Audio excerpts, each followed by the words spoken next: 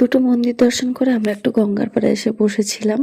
এটা ছোট পার্ক মতন করা, বাচ্চাদের বড়দের সবাই এসে একটু নিজেদের মতো নিজে একটু বসে। তো চারিপাশটা ঘুরে ঘুরে ঘুরে ঘুরে দেখছিলাম, খুব ভাল লাগছিল। নদী, মন্দির, গাছপালা মিলিয়ে খুব সুন্দর জায়গাটা। সত্যি দেখো কত পরিষ্কার পরিচ্ছন্ন। কল্যাণীটা সত্যি অনেক উন্নত হয়েছে।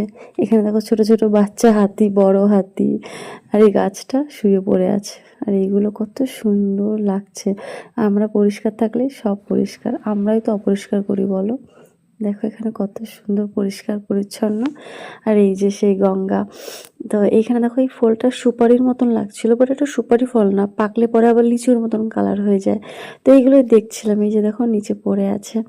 আর এখানে বাঘ মামা আছে, হরিণ আছে, কিন্তু এখানে বাঘ হরিণের পেছনে নেই, হরিণ বাঘের পেছনে আছে। আর এই যে দেখো কত বড় গুহা, বাচ্চাদের খেলার জায়গা, বললাম না, জিরাফ, স্লিপ সব কিছু আছে।